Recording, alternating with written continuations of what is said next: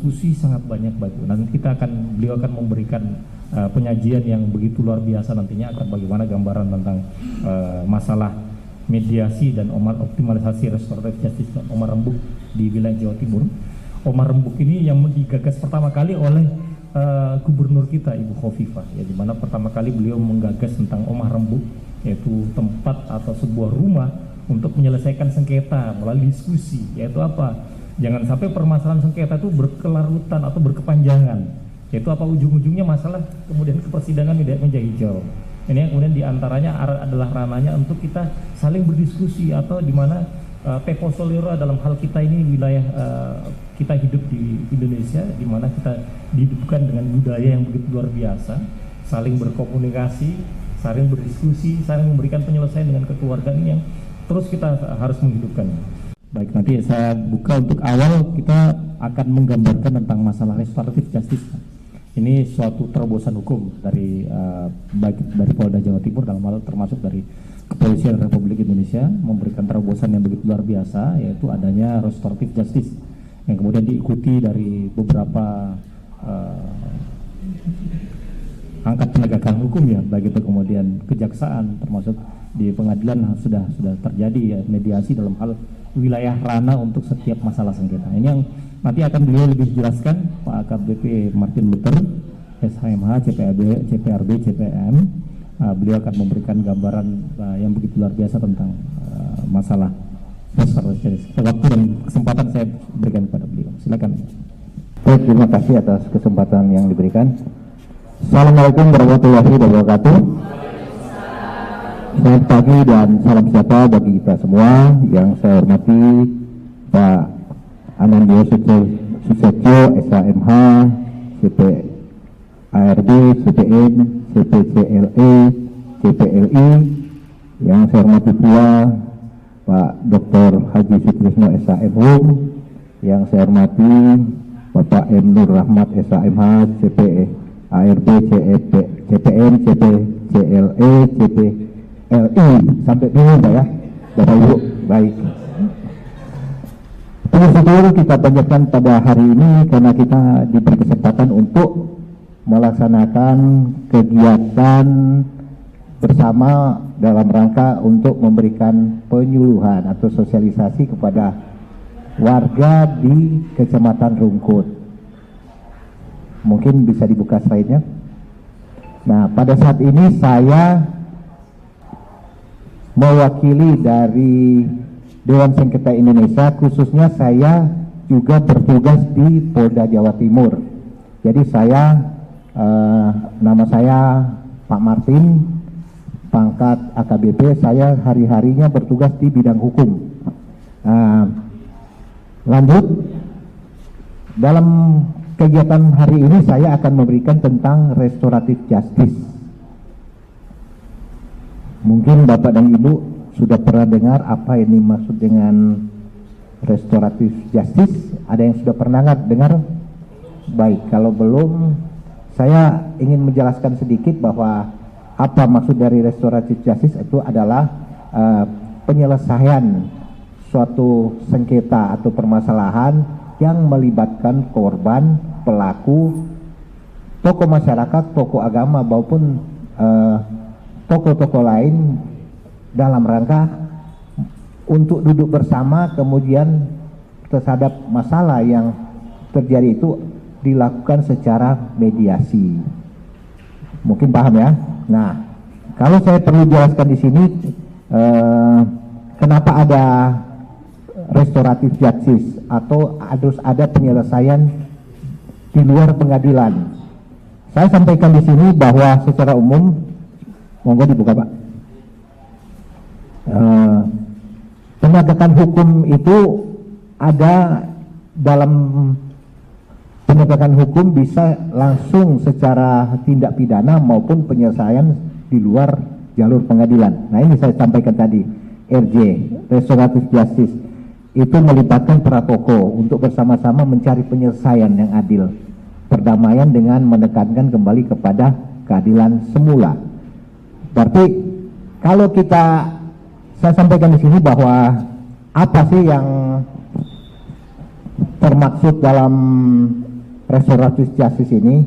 Nah, kalau saya lihat bahwa di kepolisian itu pasti melakukan kegiatan seperti kalau ada perkara ada laporan polisi. Bapak tahu ya laporan polisi ya.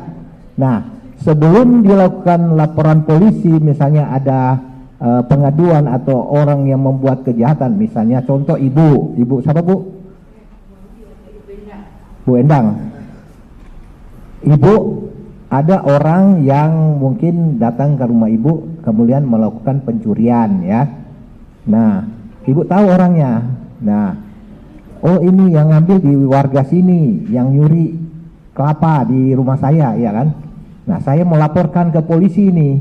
Tapi sebelum dilaporkan, biasanya bisa diselesaikan di tingkat RT RW ya. Makanya di sini ada kalau jalur tanpa LP, non laporan polisi, ada rumah rembuk yang disebut rumah rembuk di wilayah, di kelurahan. Nah, rumah rembuk itu untuk apa?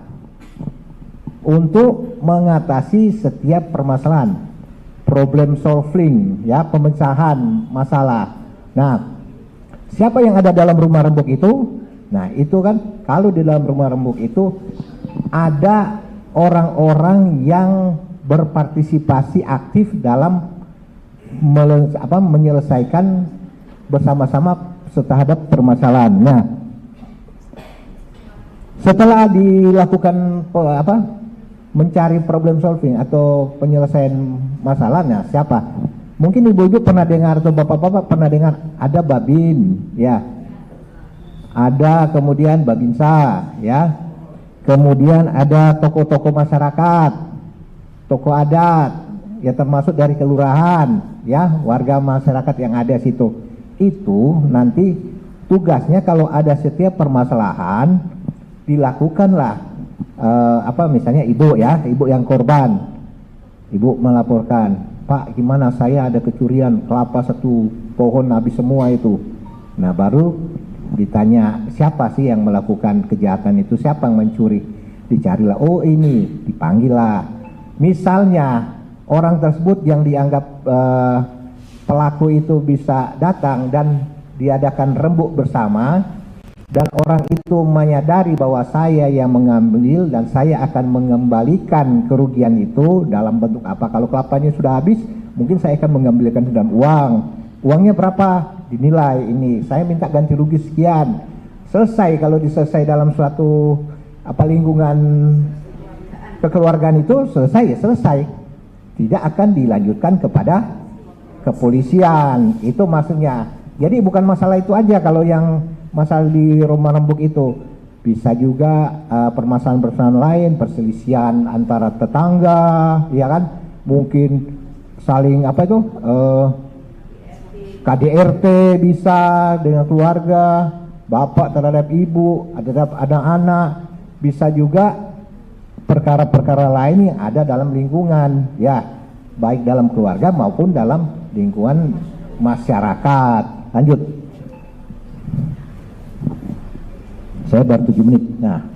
Nah, tujuannya apa kalau di dalam restoratif itu? Restoratif justice itu kan mewujudkan penyelesaian tindak pidana yang menekankan pemulihan. Nah, namun saya jelaskan bahwa restoratif justice ini kalau sudah ada laporan ya, laporan polisi di kepolisian ya.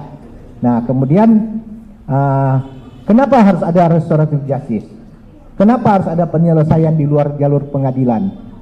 Karena ini banyak korban yang merasa bahwa kasus-kasus seperti saya ini harusnya tidak perlu sampai mau diperiksa, mau disidik, penyidik dipanggil-panggil lagi, ya kan? Nah, lanjut. Di dalam kepolisian juga itu ada yang misalnya kalau sudah ada permasalahan, sudah ada kasus yang dilaporkan, maka dinaikkanlah pada tahap misalnya penyelidikan. Nah, kenapa sih kalau perlu ada penyelesaian di luar pengadilan? Nah, ini pelaku pidana menjadikan pelaku tidak pidana bertanggung jawab. Nah, kalau orang yang melakukan kejahatan itu harus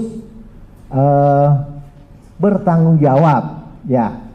Kemudian dia memperbaiki kerugian yang timbul akibat kesalahannya, memberi kesempatan kepada pelaku tindak pidana membuktikan kapasitas dan kualitasnya di samping mengatasi rasa bersalah, melibatkan korban, keluarga, pihak, ya ini orang-orang yang mungkin dekat dengan mereka, menciptakan forum kerjasama dan menetapkan hubungan, ya. Lanjut. Kemudian mengapa perlu? Ya ini, pemidanaan membawa masalah. Jadi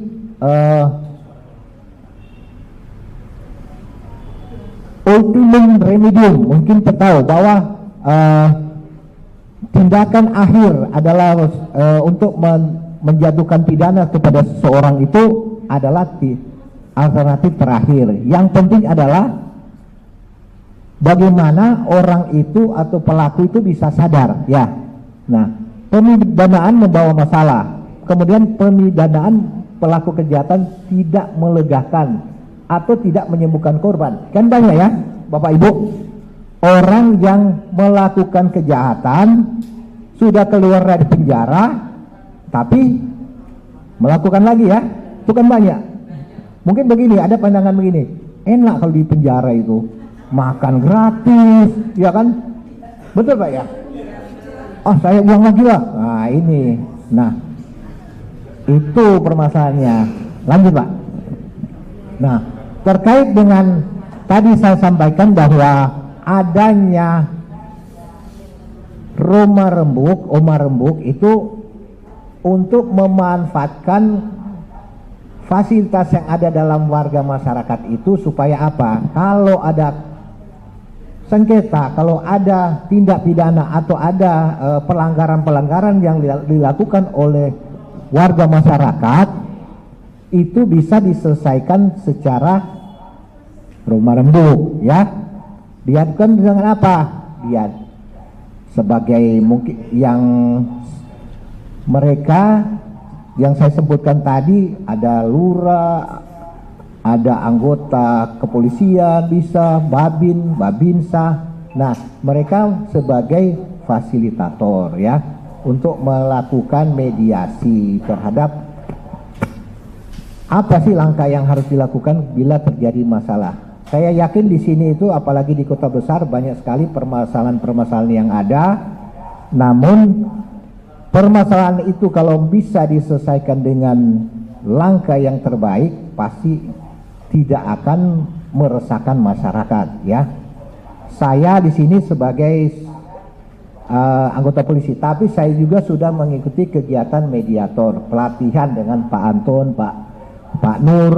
Nah, tugasannya apa mediator itu sebetulnya? Sama intinya itu.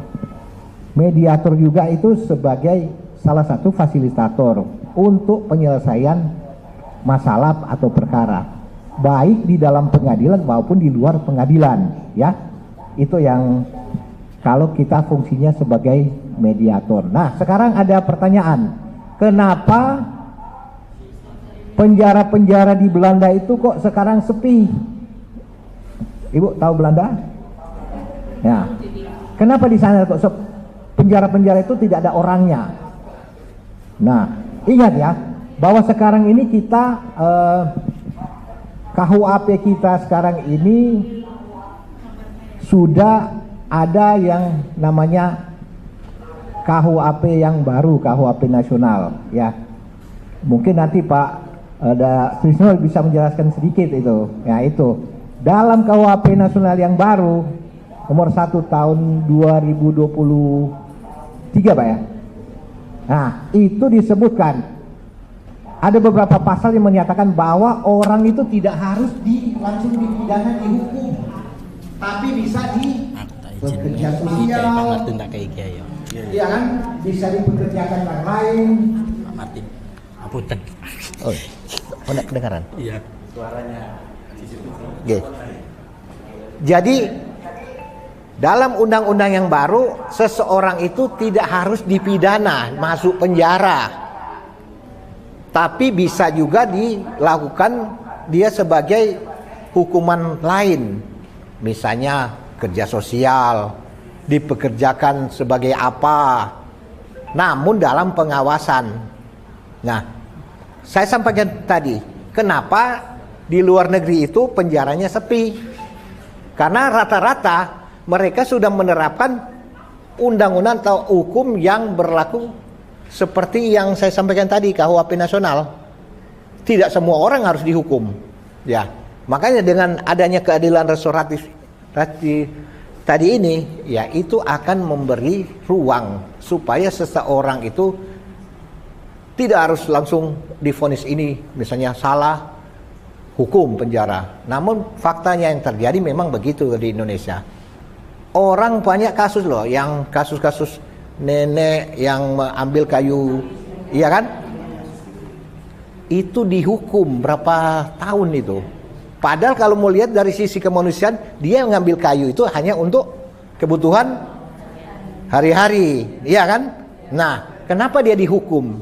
Karena merasa memang orang kecil itu kadang-kadang merasa bahwa hukum tidak berlaku bagi orang yang kecil. Itu ada anggapan gitu kan? Namun dengan KUHP nasional yang terbaru diharapkan nanti akan berpihak kepada warga masyarakat juga, ya. Nah, baik, setelah ini silakan nanti untuk kita tanya jawab. Kalau setelah saya ini dari Pak Dr. Sutrisno akan memberikan tambahan dengan Pak Anton. Saya sampai sini dulu, nanti kita lanjut dengan tanya jawab ya Pak, ya? Bapak Ibu ya.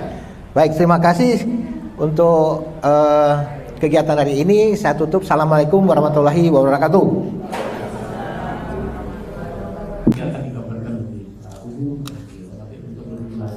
Waktu dan kesempatan saya berikan kesempatan Susatyo selaku Ketua izin sekalian.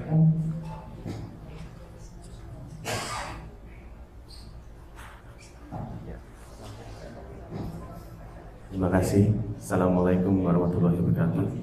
Ya. Masih semangat ibu-ibu, bapak-bapak. Iya. Selamat pagi. Alhamdulillah, ini termasuk FGD yang kedua di 5 wilayah nanti rencananya kami akan melakukan FGD. Ya. Jadi alhamdulillah sekarang ini saya akan membawakan PPT, ya, mungkin tentang mediator yang bersertifikat dalam pelaksanaan mediasi. Jadi omah rembuk maupun restoratif itu ibaratkan sebuah wadah. Kalau di omah rembuk di kelurahan adanya itu menangani semua sengketa yang berkaitan dengan masalah sosial ya di masyarakat, ya, baik itu mulai waris maupun akan lebih diterangkan nanti oleh senior kami Bapak Dr. Sutrisno, ya. Beliau adalah pakar dari UPN. Kita beruntung bisa menghadirkan beliau di sini. Dan kemudian kalau nanti kita ngomong tentang omah rembuk, itu adalah sebuah rumah yang ada di setiap kelurahan, yang mungkin nanti masalahnya mulai dari masalah yang tadi dikatakan bisa meliputi perdata ya, jadi mulai dari waris ya, waris itu pasti akan ada, pasti nanti. Terus masalah tanah ya kan, dan macam-macam lainnya. Kemudian juga restoratif justice itu ada di Polsek ya kan, di Polsek ya, itu tadi disampaikan oleh Pak Martin ya, AKBP Martin, bahwa memang posisi bisa juga bagi pengantin baru ya, mungkin ada KDRT atau apa ya, sekarang ini sudah masalah. Mungkin juga ada masalah yang menyangkut delik aduan ya, delik aduan. Bahkan mungkin juga ada delik umum yang mungkin juga kalau bisa melakukan pemulihan dari kerugian si korban, maka bisa dilakukan restoratif justice. Nah, kebetulan untuk saat ini saya akan mengulas tentang optimalisasi omah rembuk dan restoratif justice di Jawa Timur ya. sebagai komitmen Dewan Sengketa Indonesia Jawa Timur untuk memberikan bantuan mediator non hakim secara pro bono. Nah, sebelum masuk ke pro bono ini, jadi apa beda pro bono dan pro deo? Mungkin pernah dengar ya Bapak maupun Ibu di sini, pro deo dan pro bono. Kalau pro deo itu gratis tetapi dibayar oleh negara. Biasanya LBH. Mereka memberikan bantuan gratis tetapi kemudian mendapat dana dari pemerintah. Itu LBH. Mungkin kalau di kelurahan ada juga namanya Posbakum, Pak. Nah, itu Posbakum itu juga ada LBH di situ. Mereka kebanyakan pro bono. Nah, tapi kalau pro bono itu adalah gratis dari pribadi, tidak ada backup sama sekali. Ya. Dari negara tidak ada. Gitu. Baik, oke. Selanjutnya.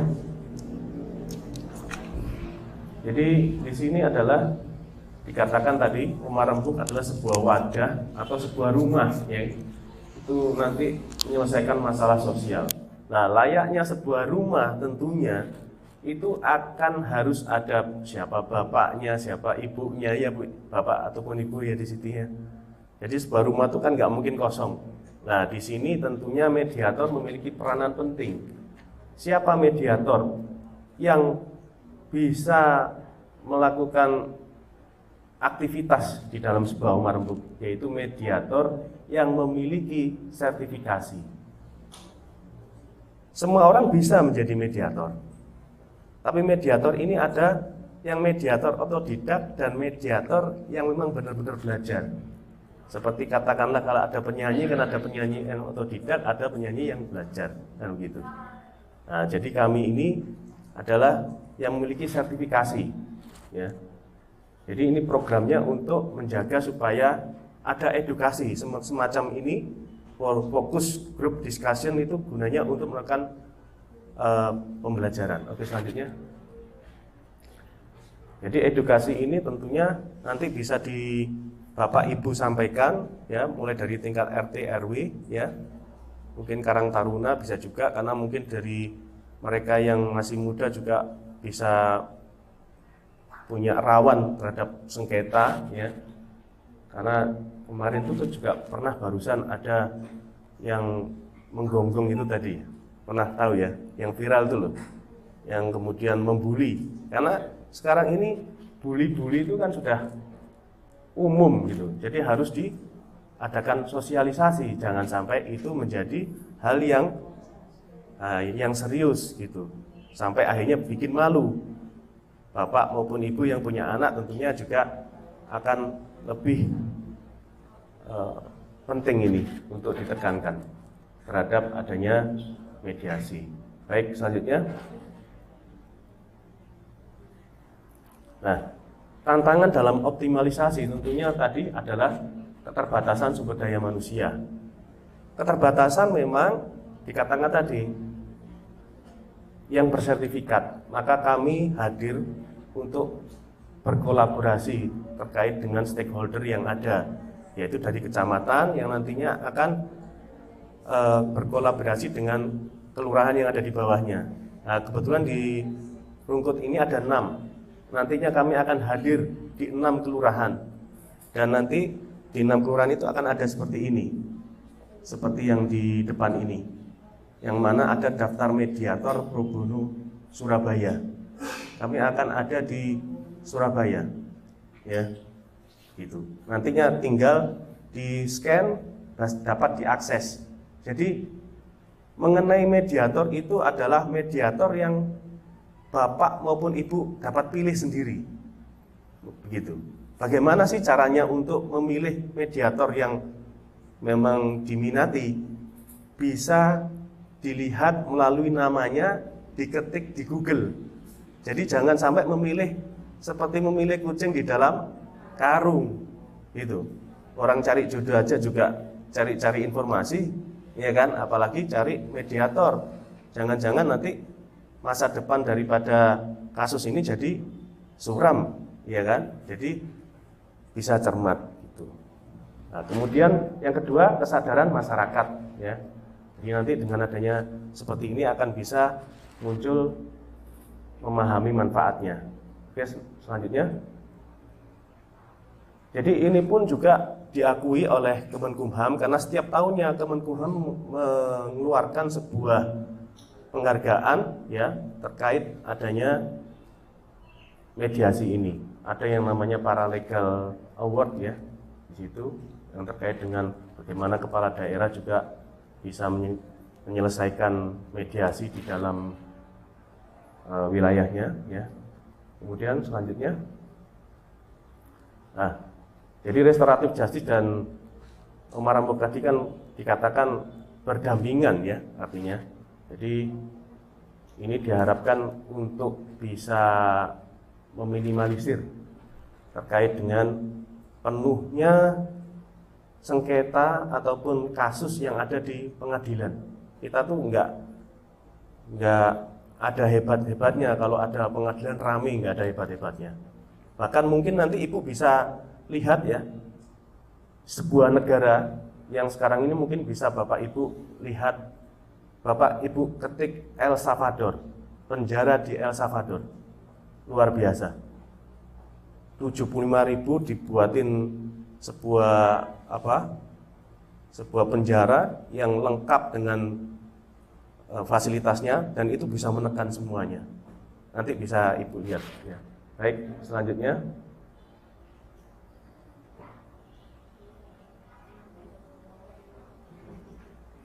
Nah, jadi mediator ini adalah salah satu profesi hukum sebenarnya. Salah satu profesi hukum yang bertindak sebagai penengah. Jadi bukan mengarahkan, bukan memutus ya. Itu sesuai dengan keputusan Ketua Mahkamah Agung yang nomor 108/KMA/SK/6/2016. Baik, next. Ya, ini nanti sudah saya jelaskan tentang sertifikasi. Baik, next. Nah, jadi di sini peran mediator sebenarnya bisa saya rumuskan ya, itu dapat membangun kepercayaan terlebih dahulu. Jadi mediator itu harus terbuka, harus transparan. Bagaimana membangun kepercayaan para pihak. Kemudian memfasilitasi dialog. Yang ketiga, menjaga kerahasiaan. Karena kalau tanpa ada suatu kepercayaan, mediator tidak bisa melakukan tugasnya. Baik, next. Nah, ini 5 kompetensi yang ada di dalam surat keputusan Mahkamah Agung ya. Singkatnya adalah 1, kompetensi interpersonal. Jadi harus dilihat apakah personalnya baik atau tidak secara internal. Nanti Bapak Ibu bisa lihat di Google gitu. Yang kedua, kompetensi proses mediasi. Nah, proses mediasi itu bisa dikatakan berapa lama dia melakukan mediasi bisa berhasil. Dicari track recordnya. Itu juga bisa dilihat dari Google juga. Yang ketiga, kompetensi pengelolaan mediasi. Nah, ini juga mengacu pada konsistensi perilaku mediator dengan kode etik. Misalkan Bapak lihat, mediator ini ternyata juga sering ke clubbing. Nah, ini kan beda ya. Gitu. Kalau pengacara ada yang seperti itu, kita tidak menyarankan untuk memilih mediator yang clubbing, kan gitu. Kan ada pengacara yang suka clubbing gitu kan. Nah, ini beda. Jadi harus ada perilaku mediator yang sesuai dengan kode etik untuk pengelolaan mediasi. Yang keempat, kompetensi etis dan pengembangan diri. Itu nanti juga bisa dilihat dari bagaimana dalam hal melakukan profesinya sebagai bentuk perwujudan profesionalismenya dia. Kemudian yang kelima, dilihat sertifikasinya. Jadi sertifikasi yang diharapkan adalah sertifikasi dari Mahkamah Agung. Baik. Nah, ini sebuah cerita ya. Di zaman sebelum Rasulullah ada. Jadi ini ada dalam hadis, ini kisah nyata, kisah tentang bejana emas yang ditemukan oleh orang saleh. Mungkin Bapak Ibu ada juga yang pernah mendengar. Jadi ceritanya ada seorang penjual tanah. Dia jual tanah itu kepada pembeli, ya kan? Nah, kemudian pembeli itu sudah menemukan bejana emas di dalam tanah tersebut. Karena dia merasa bahwa belinya cuma tanah, dia bingung. Dia cari itu yang namanya si penjual tadi. Pak, ini saya kembalikan, ini milik Bapak. Karena saya akadnya cuma beli tanah, ya kan? Dia bilang si penjual, saya tidak pernah merasa memiliki emas. Yang saya tuh cuma merasa memiliki tanah. Nanti saya takut dihisab sama Tuhan, kan gitu. Nah, akhirnya dua orang ini, biasanya kalau orang itu ketemu emas, uang di jalan pasti ambil, kan gitu. Ini menarik, ini kisah nyata, ya kan? Nah, akhirnya diserahkan kepada hakim. Nah, hakim ini bingung juga, kenapa? Dua-duanya bersikeras tidak mau memiliki emas tersebut. Akhirnya tidak memutus siapa yang punya hak atas bejana, tetapi beliau punya kearifan. Kearifannya gimana? Dia tanya, apa punya anak? Iya. Anakmu laki perempuan? Laki. Yang satunya perempuan. Bagaimana kalau dijodohkan saja? Dan itu ternyata oleh mereka diiyakan, diokekan. Karena apa? Karena kan melaksanakan suatu perkawinan adalah bagian dari menjalankan agama. Apalagi orang saleh, sesama orang saleh kawin itu akan memperkuat kesalehannya. Nah, disinilah sebuah bentuk bahwa hakim itu juga menerapkan mediasi. Jadi mediasi itu, Bapak dan Ibu, itu memutus tanpa substansi perkara. Jadi substansi perkaranya tidak dipandang. Siapa sih sebenarnya secara hukum yang berhak, paling berhak? Tidak. Tapi kalau putusan hakim itu bisa sama-sama, baik yang pengadu atau yang teradu itu sama-sama puas, itulah mediasi. Bayangkan kalau negara kita itu hakimnya itu seperti itu semua.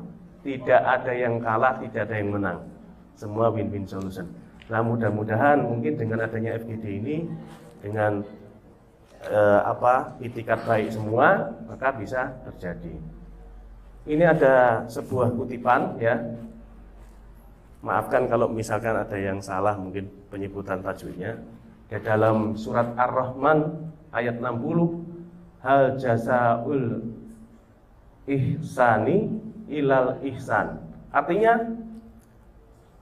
balasan kebaikan itu tidak ada lagi selain akan dibalas dengan kebaikan.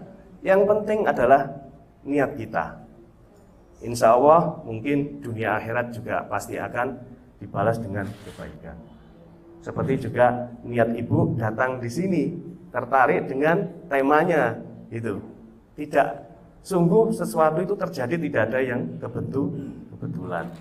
Nah, ini ada saya memperlihatkan sebuah daftar, ya, di mana menyebutkan bahwa di Pengadilan Negeri Surabaya ada daftar hakim mediator Pengadilan Negeri Surabaya. Di situ ada hakim mediator yang beranggotakan hakim. Nah, itu disebut hakim mediator yang memang hakim. Tapi di sini hakim mediator non hakim. Nah, itulah ada nama saya juga di situ, di nomor berapa itu?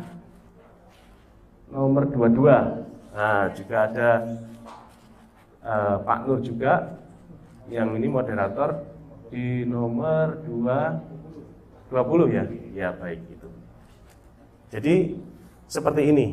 Dari daftar mediator pro bono itu nanti Ibu juga bisa temukan nama ini. Yang mediator ini adalah terdaftar di pengadilan. Itu. Jadi sudah mendapatkan SK penunjukan dari Ketua Pengadilan Negeri Surabaya. Baik, next. Nah, ini ketika kami melakukan FGD di Wonocolo, ketika itu juga dari Polda, juga ada juga dari Unmuh Muhammadiyah. Ya, next. Ini ya, baik, next. Ya, jadi ini komitmen kami Dewan Sengketa Indonesia Jawa Timur ya, ingin berkolaborasi lebih intim lagi dengan masyarakat, juga dengan stakeholder dari universitas maupun dari Polda untuk melakukan pengabdian. Semoga apa yang tadi disampaikan bisa menjadi kenyataan. Baik, mungkin untuk mempersingkat waktu, saya kembalikan lagi kepada moderator. Terima kasih.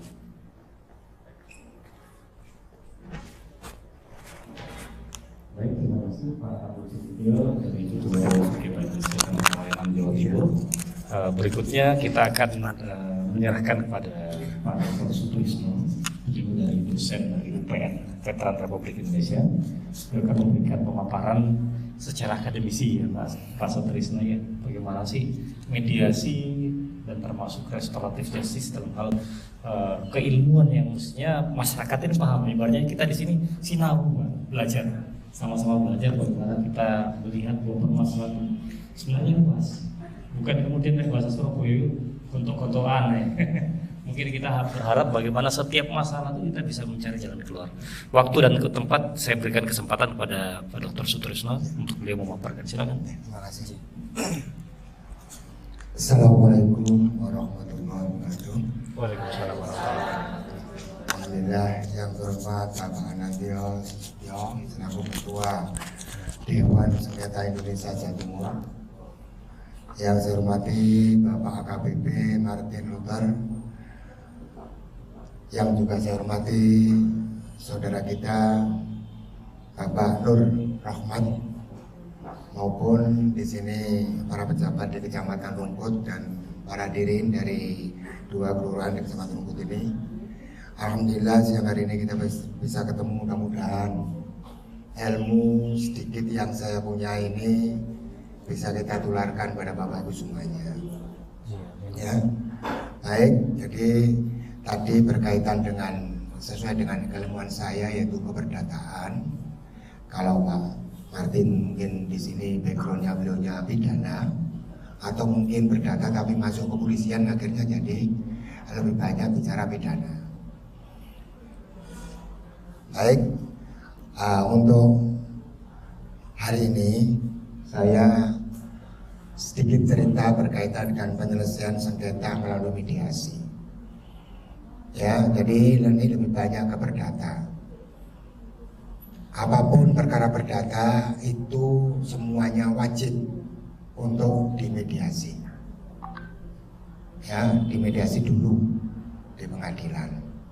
Kalau memang masuk pengadilan, tapi kalau belum masuk pengadilan bisa para pihak untuk bermusyawarah mufakat dengan barangkali minta bantuan di rumah rembuk ini juga saya apresiasi mungkin lebih baik karena beliaunya ini saya kira sangat pakar-pakar sekali karena sudah pengalaman. Nah, kalau pidana ini ya ada yang memang bisa di RJ atau restoratif justice itu ya, tapi barangkali mungkin juga ada yang harus melalui proses hukum. Tapi yang perlu kita apresiasi, tempo hari saya membaca di medsos itu Pak Presiden pun bagi koruptor yang mau mengembalikan kecurangannya itu, nah ini selanjutnya ini apa dimaafkan atau gimana?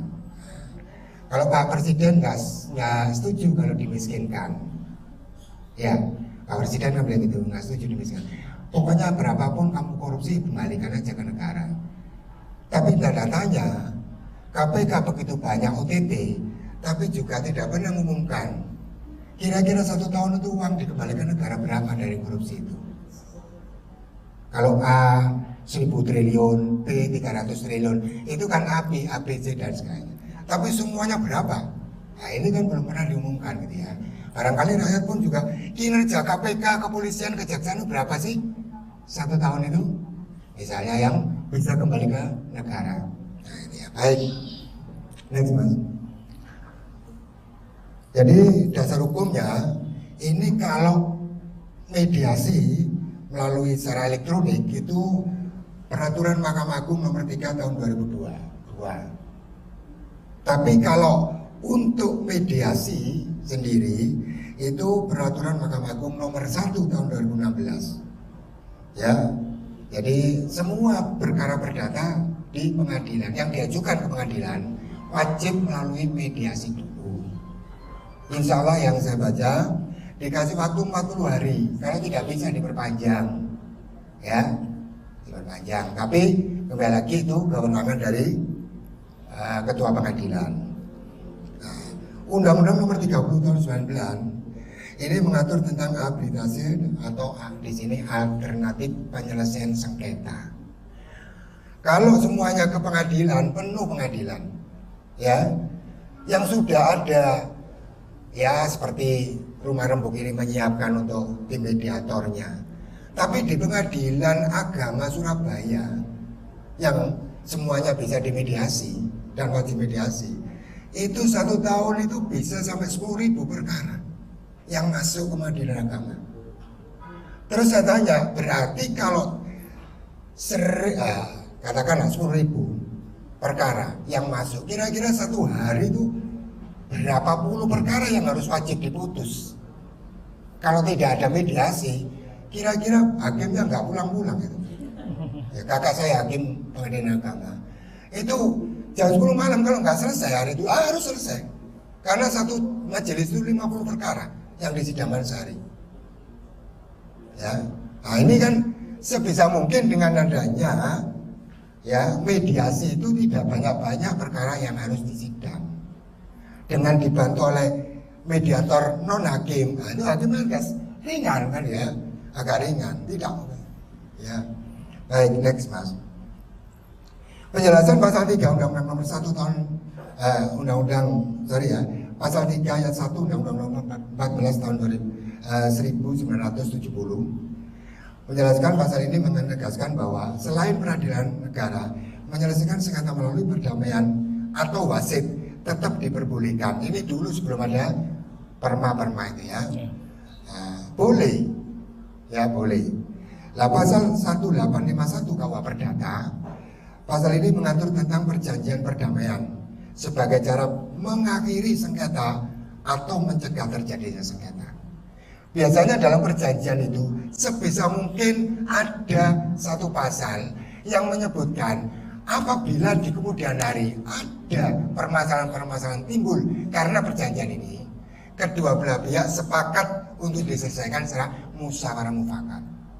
Itu akan lebih elegan, Bu. Kenapa lebih elegan? Kalau musyawarah mufakat nggak ada yang kalah, nggak ada yang menang.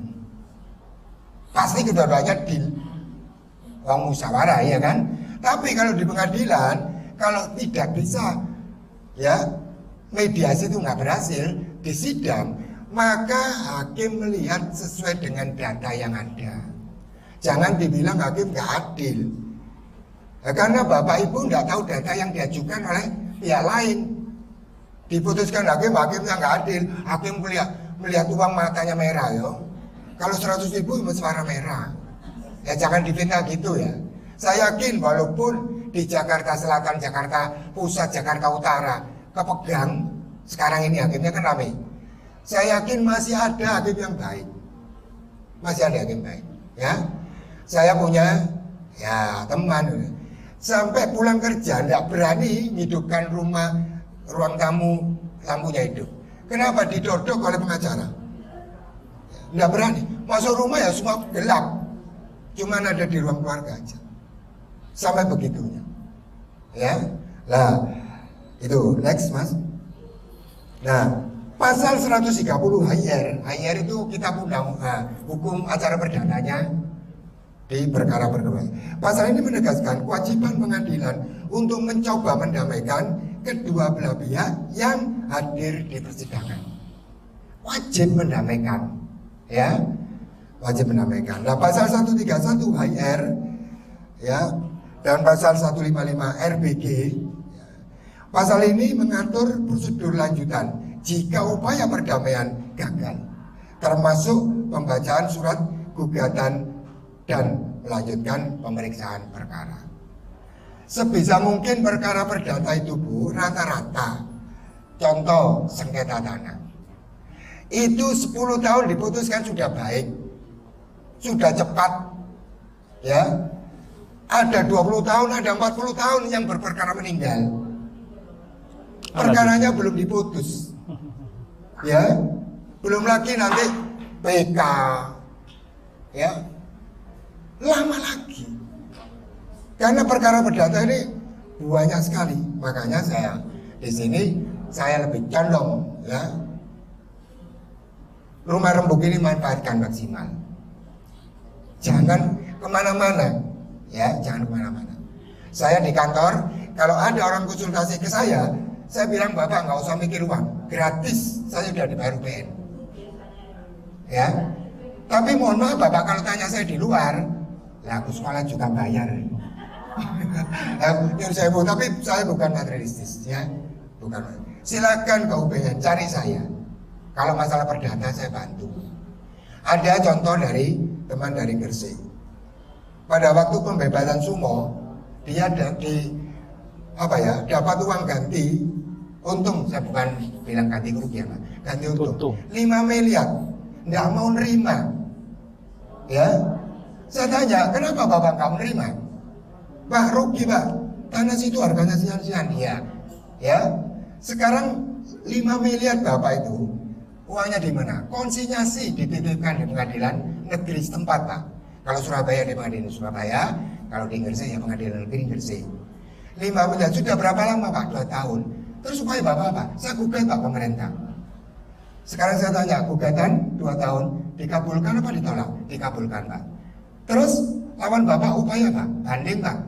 Saya yakin Pak 10 tahun nggak selesai. Uang 5 miliar tidak akan ditambah oleh pemerintah. Tidak akan Bapak. Sudah sekarang aja diambil Pak.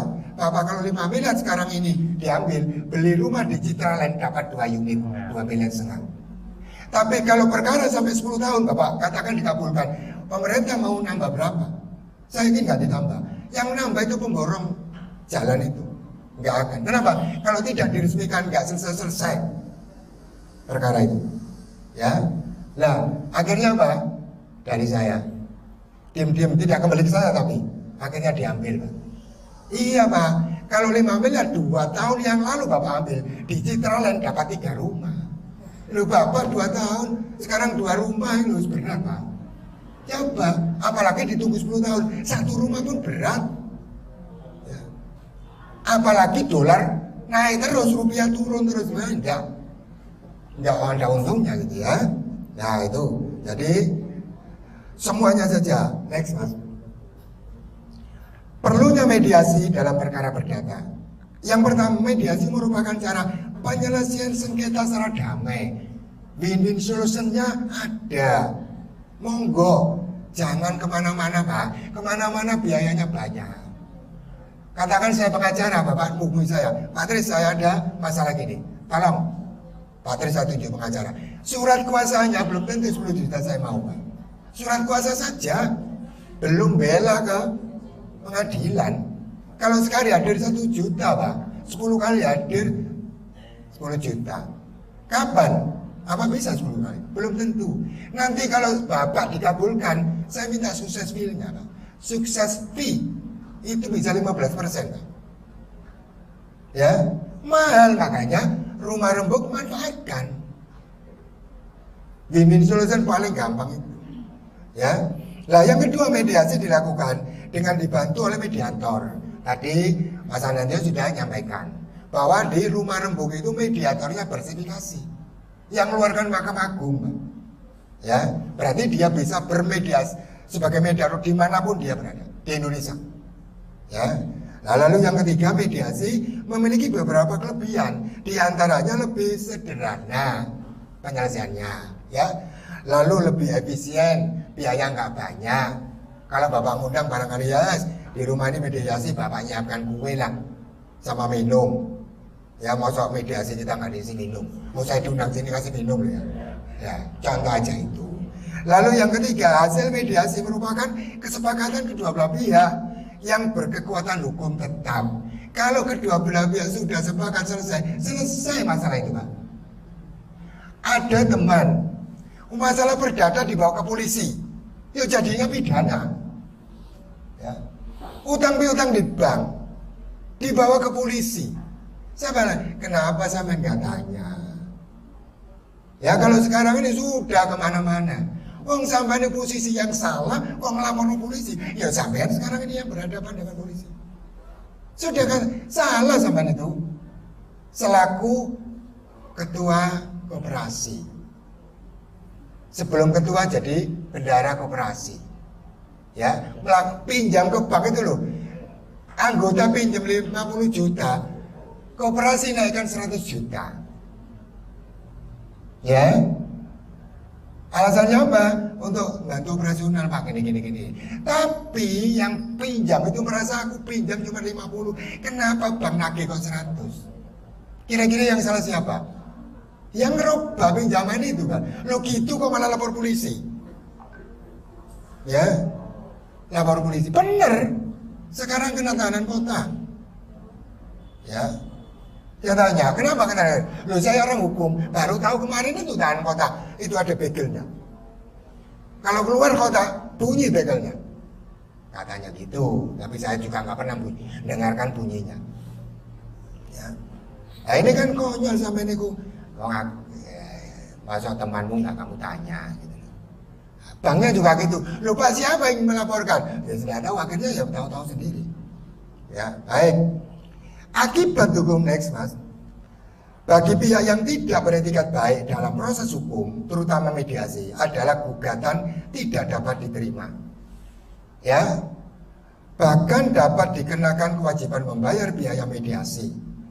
Pihak yang tidak beretikat baik juga dapat dikenai sanksi lain sesuai dengan ketentuan hukum yang berlaku. Ya.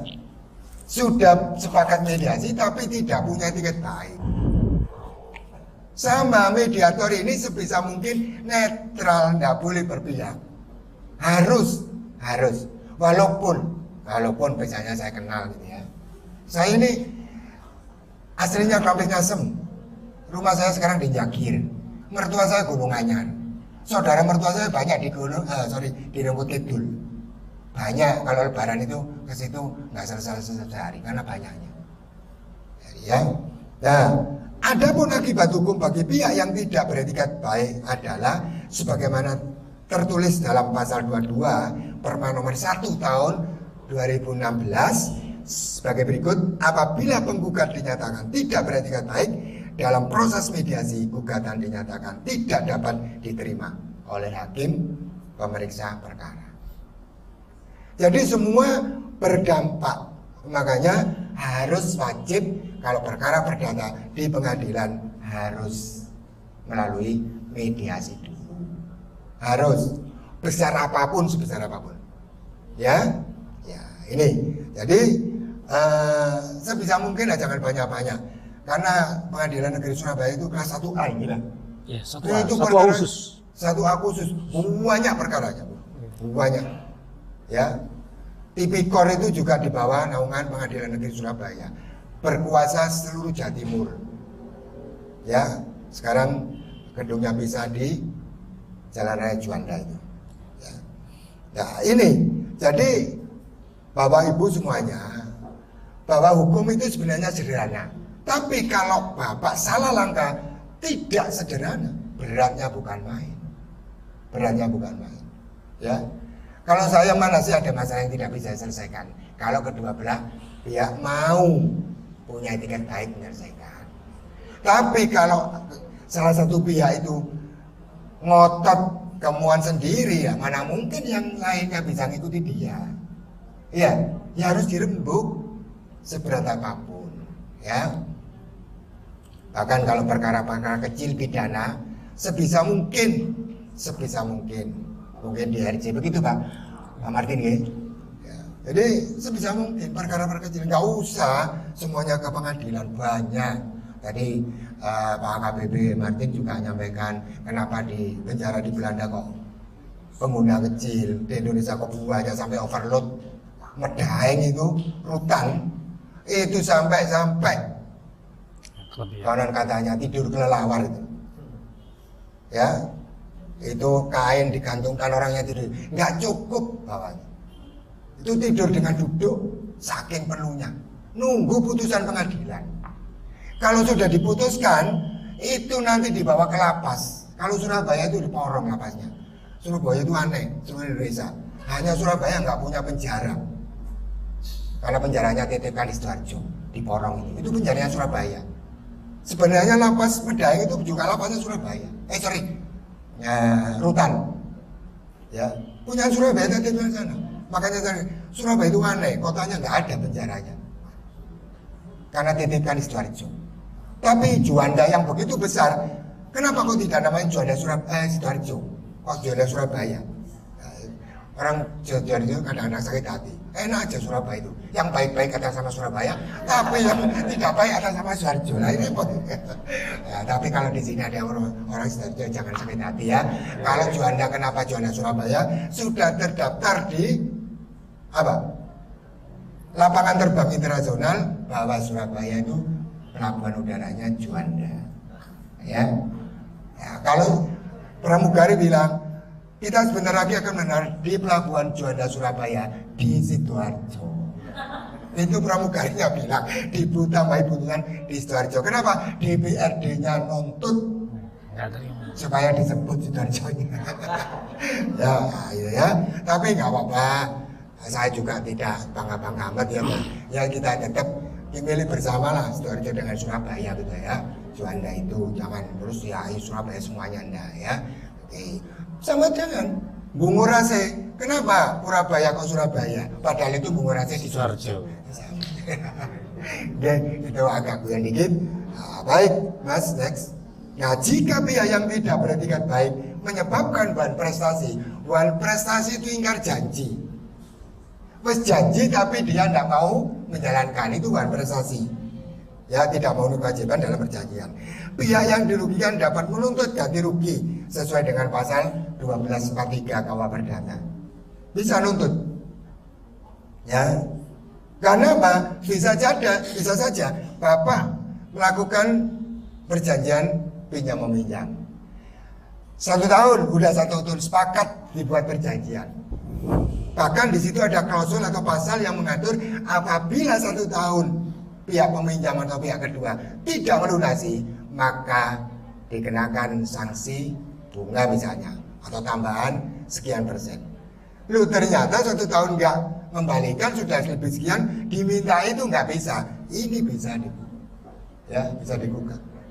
Nah, jadi itu. Lalu jika tindakan tidak beretikat baik merupakan perbuatan melawan hukum, pihak yang dirugikan dapat menuntut ganti rugi sesuai dengan pasal 1365 KUH Perdata.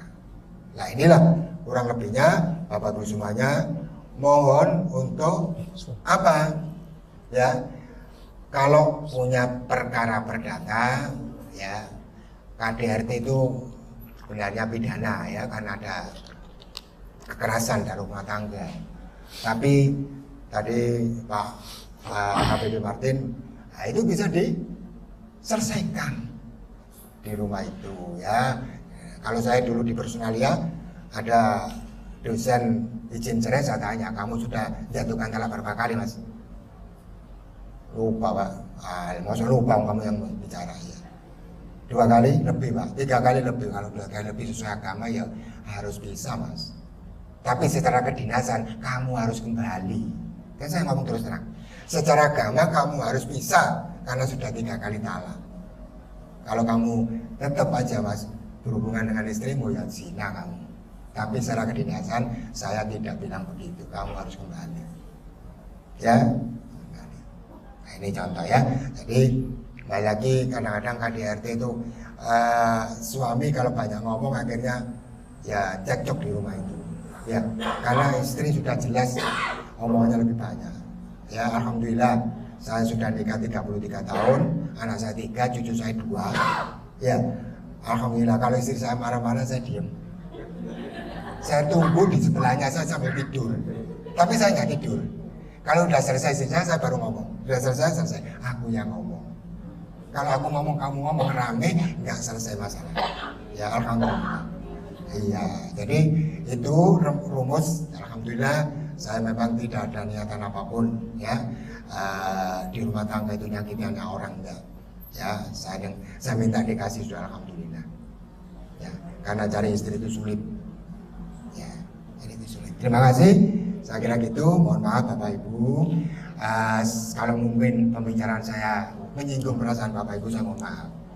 Tidak ada maksud saya menyakiti hati Bapak Ibu, tapi maksud saya bagaimana sharing keilmuan ini mudah-mudahan ada guna dan manfaatnya untuk kita semua. Ya, Bapak kalau punya masalah, saya persilakan datang ke Rumah Rembuk.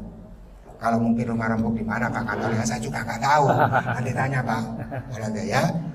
Kalau mau datang ke UPN cari saya, tapi saya tinggal 8 bulan lagi saya pensiun. Saya sekarang sudah 64 lebih 5 bulan usia saya. Ya, jadi saya usianya 65 baru pensiun dosen itu. Ya, walaupun sebenarnya kalau guru besar profesor itu bisa sampai 70 usianya baru pensiun. Tapi saya bilang Pak Rektor, kalau saya nanti ngurus guru besar nggak pensiun, padahal saya ingin bertani. Kapan bertaninya? Ya, saya kira gitu. Terima kasih. Assalamualaikum warahmatullahi wabarakatuh. Waalaikumsalam warahmatullahi wabarakatuh. Ya, terima kasih Pak Dr. Sutrisno atas materi yang disampaikan oleh beliau berkaitan tentang mediasi yang sangat luar biasa. Nanti kita bisa sesi berikutnya, ini adalah sesi diskusi tanya jawab. Bapak Ibu sekalian silakan untuk bertanya kepada pemateri kita, dan siapa tahu sebagaimana disampaikan sama Pak Sutrisno tadi, mau tahu di mana kantornya, nanti bisa disampaikan oleh Pak Anandia Susetio atau mungkin melalui Pak Martin juga. Nanti bisa juga kalau misalnya mungkin dalam hal keilmuan ke Pak Sutrisno, nanti kita bisa berdiskusi. Silakan Bapak Ibu sekalian, ada yang mau bertanya, diangkat tangannya, nanti nama lengkap dan kemudian domisili atau mungkin mewakili kelurahan mana. Ya, silakan Bapak Ibu sekalian, ada yang mau bertanya atau berdiskusi, sharing, monggo. Khususnya sengketa tanah itu biasanya waris, ya, waris keluarga, ya, utang piutang, ya. Oh ya, baik. Ini Pak Andi Susetio kalau alamat ini, silakan. Ya. Jadi kalau untuk alamat Pemandu itu fasilitasnya ada di setiap kelurahan. Ya. Pemandu itu ada di Programnya, setiap ya, program itu sudah ada sejak awal 2023, diinisiasi oleh Bu Khofifah. Kantornya jenengan. Untuk kita Di mana sih kita? Indonesia itu nanti akan memberikan seperti ini data mediator yang bisa langsung dipilih melalui scan barcode. Ya, nah, nanti bisa ditemukan sebuah nomor, nanti bisa dihubungi langsung dari admin kita, Dewan Sengketa Indonesia Jawa Timur. Nah, sedangkan Dewan Sengketa Indonesia Jawa Timur itu bermarkas di Jalan Taman Bulukusi Selatan nomor 37. Jadi kita di situ ya, Taman Bulukusi Selatan nomor 37 dekat GKI. Bedul berisi Ya, selatan. Bedul berisi selatan. Iya, iya. Oh alah, saya kira tunggu di daerah kecamatan Wonocolo. Kantor yaitu kecamatan Wonocolo. Dan kebetulan juga Bu Khofifah Orang Wonocolo. Wonocolo. Mungkin seperti itu, jawab pertanyaan awal lah. Jadi bisa ditemukan di kelurahan, kemudian nanti karena sebuah rumah itu kan pasti ada isinya, nah untuk mendapatkan mediatornya itu bisa hubungi kami yang akan follow up nantinya, berkoordinasi dengan pihak kelurahan untuk bisa memfasilitasi atau memanfaatkan fasilitas yang sudah disediakan. Nah, nomor HP-nya nih kan. Nah, nanti nomor HP-nya ada di sini 088 ya 91 93 kali ya 088 91 999 399. Ini pun juga kami juga sudah siap seandainya misalkan sekarang ini kan Surabaya juga mengalami fenomena banyaknya perceraian, apalagi setelah COVID itu luar biasa. Kalau dulu posisinya betul-betul ada penyebabnya karena mungkin juga dari KDRT atau misalkan karena narkoba atau mungkin ada pidananya ya. Sekarang hanya masalah finansial. Kadang-kadang sangat ini aja jadi masalah. Karena itu akan menjadi suatu kesempatan di mana tertulis dalam hadis setiap ada anak manusia yang dipisahkan maka ada iblis yang mendapatkan singgasana yang namanya iblis kasih. Kita ini sekarang membuat iblis itu menjadi orang kaya semua di dunia. Jadi dalsim itu ada dalsim online sama dalsim offline. Jadi kalau ada orang yang mau cerita, kamu saya aja kita ini dalsim iblis itu. Nah sekarang saya ada pertanyaan ya, kadang-kadang ada juga perbuatan apa yang kira-kira menyenangkan Tuhan tapi juga menyenangkan iblis?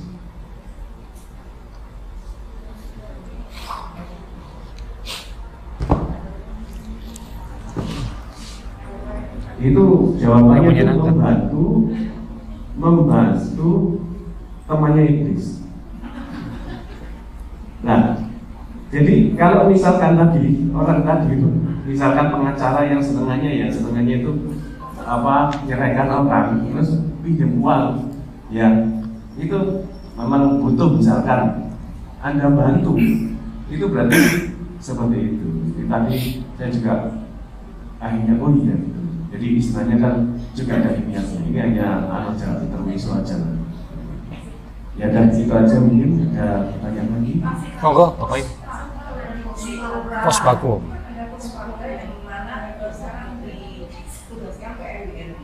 Lagi. Baik, menarik. Jadi di kelurahan itu ada pos baku, Bu.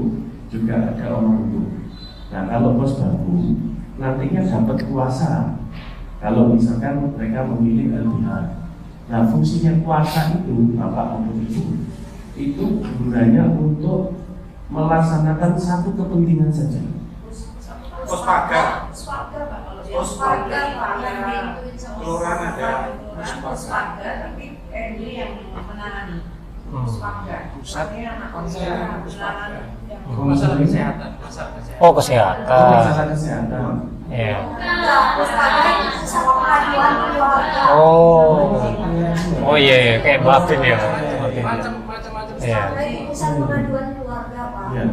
Selama ini rumah rujukan. Karena selama ini kita nggak pernah dengar ada rumah rujukan. Tidak pernah disosialisasikan oleh kelurahan. Iya. Lalu ini kita dengarnya. Nah. Sering itu puspaga. Ya ini berarti kita langsung juga dari warga ya. Tahunya bahwa memang sosialisasi itu kan sangat jarang. Sampai akhirnya baru ada FGD ini bisa ada kesempatan gitu untuk bertanya. Jadi memang sebenarnya sejak 2023 itu dan itu melalui media sosial.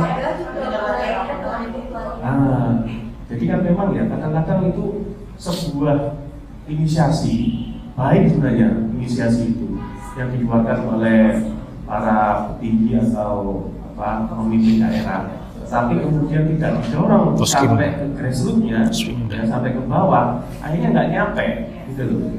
Bukannya sepi tidak, tetapi perlu dorongan. Nah kami ini memang ya tadi karena memang tidak ada yang kebetulan ya. Mungkin kenapa kok baru sekarang ya? Tidak ada yang istilah kata terlambat sebenarnya.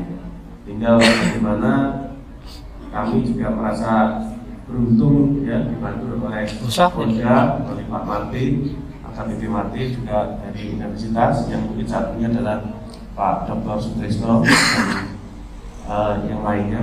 Jadi ini untuk upaya bisa mendorong apa yang sudah diinisiasi oleh pemimpin kita. Papit. Jadi kalau misalkan terkait dengan itu, sebenarnya kalau saya garis bawahi bisa jadi adalah kalau keluarga itu domainnya adalah keluarga. Tapi kalau pemarenggu itu semua masalah. Bisa jadi sebenarnya masalah perceraian karena wah tinggi sekali. Siapa yang kirim? Waduh. Perceraian itu tinggi sekali. Papit, zoom. Zoomnya ya. Zoom. Sebelum ada pustaka, kami di BKK itu dihadapkan membentuk pos curhat. Kalau ada, terutama kami sendiri itu menangani BKK. Siapa yang kirim? Zoom. Keluarin.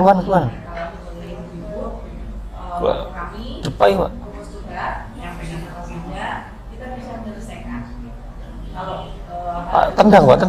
Waduh. tapi kadang-kadang masih ada salah satu yang masih belum gitu loh Pak. Yang satu rasanya Tendangnya, Pak. selesai, yang satu masih merasa aku belum rampung. Jadi udah ngerti sama tendang ya. Tidak berlanjut apa ya? Tendang. Mulai astaga. Loh, jupri. Kikek. Di RW. Iya.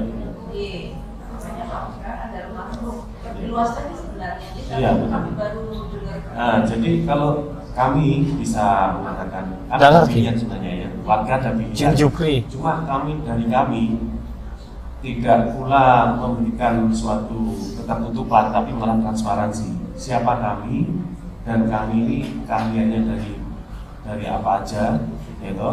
Kami juga melakukan FGD ini hanya untuk Jufri jenenge. melakukan suatu Kikek. sosialisasi. Bagaimana untuk memilih siapa yang ditunjuk menjadi Wis mentur ya? atau Metu. yang ditunjuk untuk bisa menyelesaikan Ke masalah. paspor ya? Intinya adalah adanya rumah ini jadi iya, bisa. betul. Jadi ya sama seperti kayak memilih pasangan ya kan, kalau salah memilih pasangan jadi sengsara seumur hidup ya, tapi kan itu juga bisa jadi ujian juga tergantung bagaimana baik. Terima kasih. Ada lagi mungkin saya tunjukkan kepada yang lain. Oh iya. Enggak apa-apa. Waalaikumsalam. Oke, silakan. Dari LPM bukan perjalanan sekali. Memang saya menyayangkan sosialisasi rumah rubuh ini kemarin undangan dari kelurahan hanya 2 RW dan perwakilan 1 RT dan LPM. Padahal sesuai paparan dari Saman klaim ya, Pak. Jadi klaim host. sangat bermanfaat sebenarnya. Saman klaim host. Karena waktu sosial paling bawah di setiap RT masing-masing. Jadi rumah lembur Oh, kurang ajar ya, mutuannya deh. kalau tadi Kurang ajar ya. bisa menangani Iya. masalah tanah, lingkungan dan lain-lain. iya. Sebenarnya memang Kurang ajar ya. di kabar dari kecamatan Lomocolo sampai banyak. Tendang ya, Pak, tendang, Pak. Kok rumput hanya- Kurang ajar ya, Pak. hanya yang diundang kok sedikit. Pertama menyayangkan masalah itu. Dan ini ibu-ibu Tendang ya, tendang ya, Pak. kadang-kadang saya Ya, tendang, Pak. Tendang. Kick, Pak. Saman kick. Saman kick. Ini salah satu contoh ya di lingkungan RT RW. Memang ada tata tertib, Pak. Tata tertib kayak contoh di RW 1 dan RW 2 itu ada salah satu contohnya. Pengurus nangkep kayak orang pacaran, orang selingkuh. Tapi konsekuensinya dikasih pilihan. Yang pertama berbentuk sosial, bersih lingkungan, saluran air atau macam-macam. Yang kedua dikasih denda. kasih nominal. Dan itu pun aturannya sudah sesuai dengan rembukan dengan warga dan pengurus.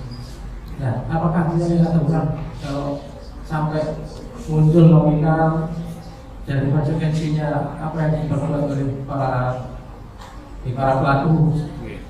Soalnya di lingkungan kan juga biar ada efek jerahnya juga. Terus yang kedua ini kemarin begini kan di seluruh Jawa Timur ya. Saya ada kasus ini di Jombang. Gak apa-apa kita tanya sekali aja. Ini ada dari saya ini dulu tahun 80 ini wakaf tanah secara lisan. Tapi 2017 saya sama saudara ikrar wakaf di KUA sudah kita ikrar wakaf di KUA. Nah kemarin waktu ada PTSL, Nadir ini sebagai penerima wakaf atau Nadir itu di PTSL kan atas nama pribadi dan di kode sertifikatnya ini kode 1 bukan kode 8. Kalau BPN kan kode 8 kode wakaf, ini kode 1. Solusinya gimana Pak? Karena ahli waris keluarga kami takutnya nanti tanah itu yang sekarang ada sekolah tinggal sama musola takutnya nanti jadi pribadi. Soalnya nih tadi atas nama pribadi sama beliaunya. Nah kemarin disulit dengan ahli waris ke kelurahan, ternyata ada kesalahan, memang kelurahan mengakui ada kesalahan. Solusinya gimana Pak? Matur suwun. Ditujukan kepada siapa? Narasumber. Monggo. Ya. Jadi tanya ke Saya sudah. Nih, terima kasih. Assalamualaikum warahmatullahi wabarakatuh. Waalaikumsalam. Pak siapa? Rafiq Pak. Rafiq ya. Baik, Yang pertama dulu nanti saya. baik, terima kasih Pak Rafiq. Ini mungkin disampaikan dari segi sudut pandang Pak Sutrisno, silakan Pak. Baik, terima kasih. Apa sih ini? Rafiq. Hubungan sekali ini. Hal semacam itu kayaknya juga banyak yang terjadi di lembaga-lembaga umum yang lain. Oh, ngirim formulan jadinya itu free. Kalau memang kelurahan itu menyatakan ada kesalahan, menurut saya ini ya kelurahan harus meluruskan. Ya, teruskan. Kalau memang berarti dia menyatakan ada kesalahan, dia tahu salahnya di mana. Ya, itu harus meluruskan kembali. Ya. Kalau toh sekarang ini kode 01 dengan keterangan dari kelurahan dan macam-macam, nanti mungkin ahli waris, yang mewakafkan itu juga harus akan dirubah ke 08 ya, yang kodenya kalau karena itu tanah wakaf. Nah, bagaimana kalau nanti kami juga lagi yang umpama tidak mau? Jadi kan biasanya tidak mau, merasain aman sekarang ini kan, ya. Kalau nggak mau, nah, kembali lagi kalau nggak mau berarti ada gugatan perdata, Pak. Gugatan perdata yang mana niat yang mewakafkan itu diberikan pada suatu lembaga, tapi kok sekarang dihati oleh perorangan, harus dibuka. Nanti pengadilan juga. Tapi kalau bisa mediasi dulu. Saya yakin nanti rumah rembuk di Jombang sana mungkin dia bisa nunjuk teman-teman di sana untuk bantu untuk meluruskan kembali ya apa biar niat pemilik semula itu tidak diserang-serangkan oleh pihak lain ya, karena saya yakin Allah sudah tahu niat kita ya, apapun yang jadinya Allah tetap memberikan sesuai dengan niat semula itu. Terima kasih. Assalamualaikum warahmatullahi wabarakatuh.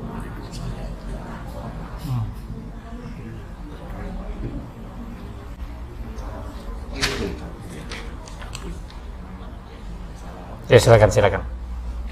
Sampai. Baik, terima kasih sudah diberikan. Tadi Pak Wahid menanyakan terkait dengan ada pengurus menangkap orang yang lagi pacaran atau lagi apa ya, pokoknya cabul, selingkuh, kemudian ada sanksi sosial, suruh bersih, ya kan, untuk lingkungan. Kemudian tadi ada sampaikan ada denda, diberikan denda. Pilihan itu Mas. Oh pilihan, sosial atau denda. Nah itu ada aturannya Pak? Maksudnya ada aturan secara lisan atau Aturan sebelum itu jadi kita rapat hasil rapat kesepakatan pengurus dan warga. artinya kesepakatan itu ada landasan hukumnya kan? Karena kan ini makanya di sini kan disampaikan bahwa harusnya ada rumah rembuk ya kan, bahwa segala sesuatu itu memang perlu misalnya ada terjadi semacam itu. Nah, bagaimana cara penyelesaiannya? Apakah penyelesaian itu hanya setingkat di RT RW, kelurahan, ya kan? Nah, apakah penyelesaian itu disampaikan tadi harus ada sanksi? Nah, dan itu apakah dari pihak yang melakukan itu menerima atau gimana? Terima. Ya, terima. Terus denda semacam itu untuk apa uangnya? Untuk bangun bangunan. Ya, Untuk kas. Untuk kas itu kos. ya. Bagi kos. Saya bukan ya apa ya, kalau sebelumnya terkait masalah itu yang paling tidak kalau harus diselesaikan secara kekeluargaan. Nah, kalau kok bisa diselesaikan tadi dalam kekeluargaan, dalam mediasi, nah itu pun harus ada ini. Kalau memang hukumannya apa atau sanksinya apa itu, ya menurut saya sih kalau mungkin kalau cuma suruh misalnya bantu bersih-bersih itu ya paling tidak terlalu bermasalah ya kan. Tapi kalau sudah menyangkut masalah ganti rugi dan sebagainya itu dalam hal ini kan perbuatan tersebut, misalnya kalau terkait korban ya, ada korban, ada pelaku ya kan. Nah pelaku yang melakukan, mestinya yang kalau dalam sistem adanya pemulihan keadaan itu harusnya pelaku mengembalikan kepada korban ya kan. Ya artinya ada nggak yang dirugikan? Nah dia tahu. Nah, misalnya istrinya, apakah dikasih ke keluarganya? Atau ini posisinya Mas. Di rumah saya kan ada kos-kosan Pak. Oh ya. Kosan kita pantau undangan. Nah itu tepatan itu kita pantau itu waktu itu siang-siang. Kan dulu atau kita aturan kan kalau malam. Ya. Kalau sekarang kan ya bisa, soalnya dua-duanya kerja malam, Ya. nanti melakukan sisa waktu itu siang. Kita tangkap orang-orang luar kota semua. Kita tangkap, kita kumpulkan bersama keamanan, kita tanya. Di situ aturan kita juga di kosokan banyak Pak. Ada tembak-tembakan aturan seperti ini. Terus itu mana? Sama kalau bagian sejarah sama nyapu anu tadi ini apa ada pilihan ini apa denda dia milih denda dia boleh ya.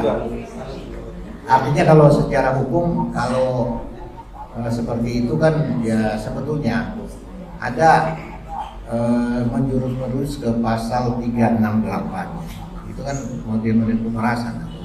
Tapi ya dalam hal ini saya juga ya terkait masalah ini apakah itu sering? Tidak pernah sekali ya? Sekali ya. Sejak itu enggak?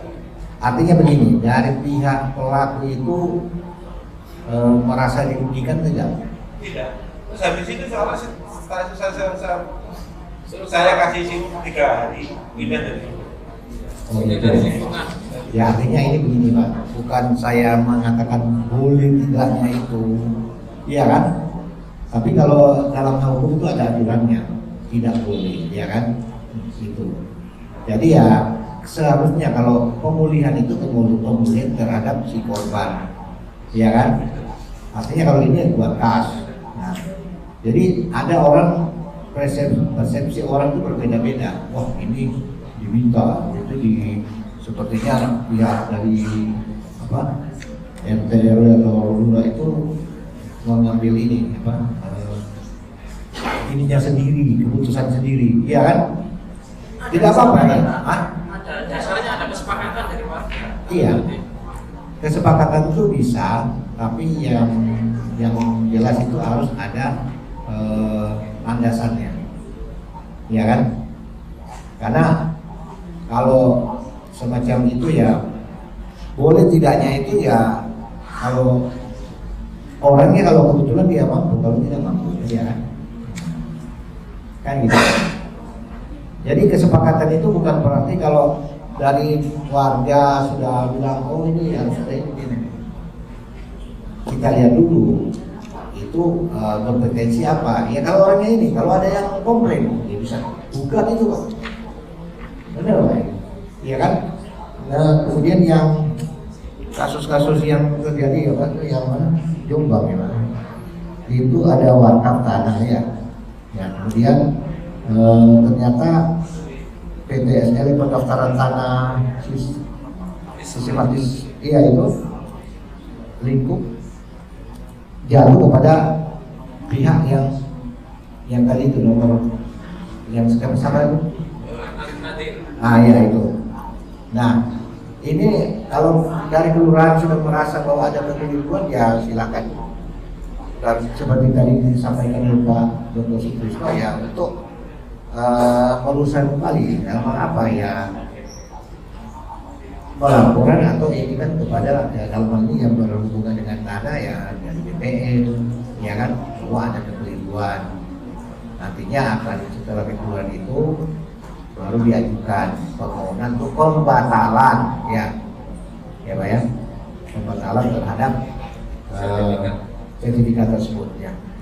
Saya kira itu yang perlu saya sampaikan. Terima kasih.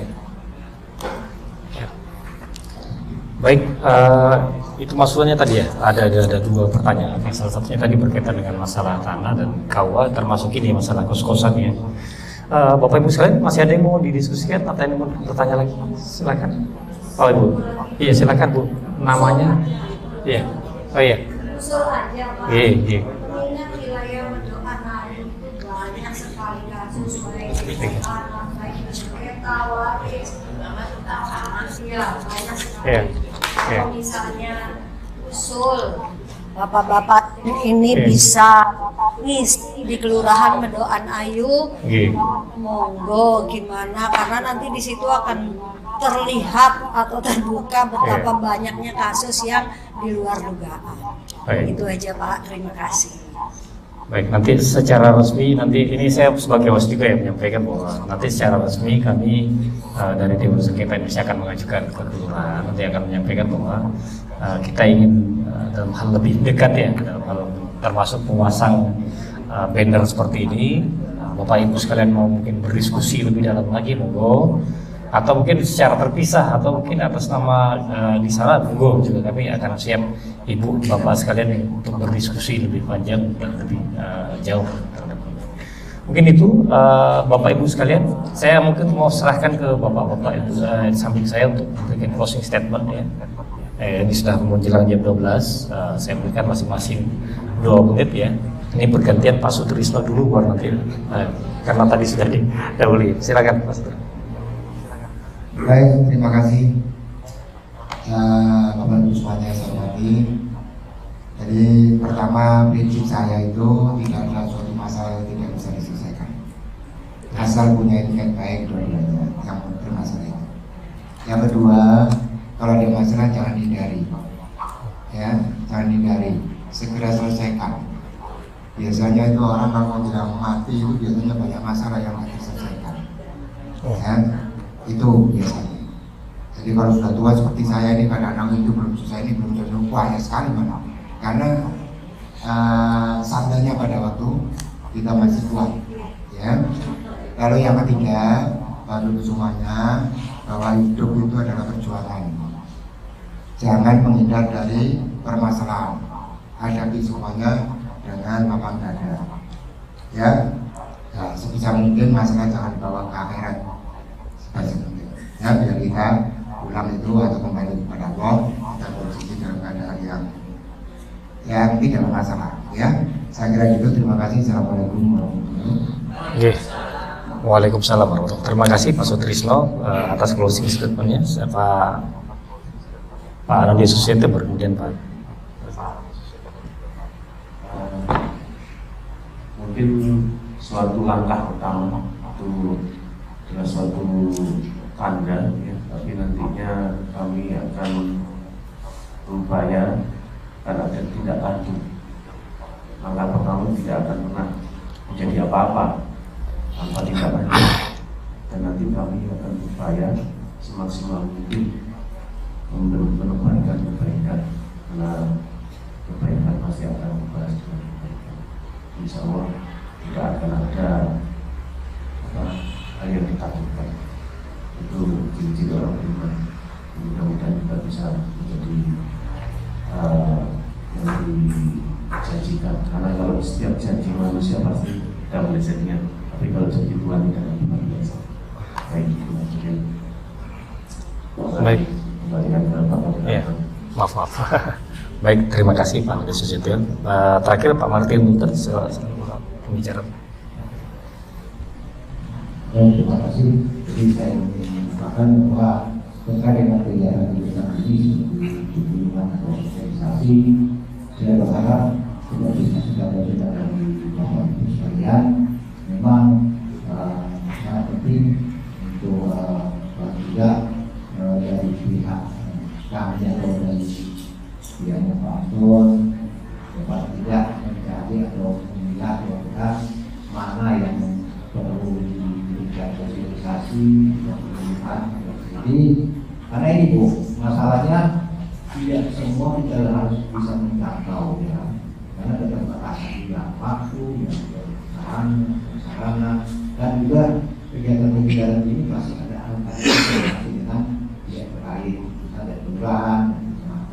Namun saya apresiasi bahwa untuk kegiatan yang ada pada hari ini yang sudah disampaikan oleh pemateri terkait dengan setiap persoalan atau masalah atau sengketa yang terjadi itu memang paling tidak harus dilakukan pertama awalnya itu adakan penyelesaian secara bersama ya, untuk problem solving tersebut diselesaikan. Nah, karena apa? Supaya terjadi pemulihan kembali terhadap apa yang kerugian tersebut. Nah, dari mediator pun ini, dari yang sudah sampaikan oleh Pak Amin tadi, ya bisa untuk dipakai atau digunakan terkait mungkin ada permasalahan yang rumit kayak tadi tanah, warisan, keluarga, kemudian masalah cerai. Itu kan kalau orang awam atau orang yang tidak paham itu pasti ada kesulitan. Tapi kalau orang yang sudah mempunyai sertifikasi apalagi sebagai mediator, dia akan lebih paham bagaimana cara mencari jalan keluarnya. Paling tidak untuk dilakukan secara mediasi, segala sesuatu itu akan bisa ditemukan dalam keluarnya. Nah, oleh sebab itu saya sampaikan sekali lagi bahwa peran dari Bapak Ibu sekalian juga sangat penting untuk menjaga stabilitas lingkungan. Nah, kemudian saya sampaikan tadi bahwa ada di dalam di kelurahan tersebut mungkin ada nabi, ada polisi RW, ada babinsa, ya, ada tokoh masyarakat, tokoh agama. Nah, ini ya ada wadahnya yang saya sampaikan, rumah. Memang kalau ditanya, rumah RJ mana ya? Kalau di kepolisian kita punya ada ruang restoratif juga yang berbeda, ya kan, untuk penyelesaian masalah. Kalau di jasa ada rumah restoratif justice. Kalau di kelurahan tadi sampaikan ada wadahnya, sampaikan tadi bahwa gubernur sudah merencanakan kami berbicara tentang program rumah itu. Kalau tadi sama aku Pak Buda Puspaga itu juga salah satu bagian untuk yang memastikan saya di kelurahan ya. Nah, kira-kira itu yang perlu saya sampaikan. Ya, saya rasa pasti masih banyak perhatian kami, namun kami yakin bahwa dengan apa yang sudah disampaikan oleh para materi ini dapat memberikan manfaat bagi kita semua. Amin. Amin ya rabbal alamin. Terima kasih. Assalamualaikum warahmatullahi wabarakatuh. Waalaikumsalam warahmatullahi wabarakatuh. Baik, terima kasih Pak Martin Luther dan seluruh pemateri, Pak Sutrisno dan Pak Anu Setio. Dengan berakhirnya closing statement dari beliau, maka berakhir pula acara kita. Dan sebagai host dan moderator pada pagi sampai siang kali ini, saya diminta juga untuk membacakan, kita sama-sama berdoa dan kemudian kita menutup dengan bagi muslim minta Al-Fatihah dan kemudian bagi non muslim silakan dengan berdoa masing-masing. Kita doa dengan berdoa dengan Al-Fatihah.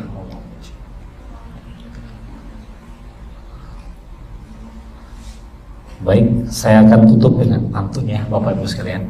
Ibu Hajah pergi ngaji, pulang-pulang bawa bingkisan. Saya akhiri acara hari ini. Terima kasih, semoga acaranya berkesan. Terima kasih, mohon maaf jika ada kata yang salah. Saya akhiri dengan wassalamualaikum warahmatullahi wabarakatuh. Foto dulu ya Bapak Ibu sekalian. Bisa mungkin dengan ya. Insya Allah nanti saya koordinasikan dengan Pak Camat supaya akan ada acara baik. Tidak lanjut terkait ini. Oh gitu. Ya.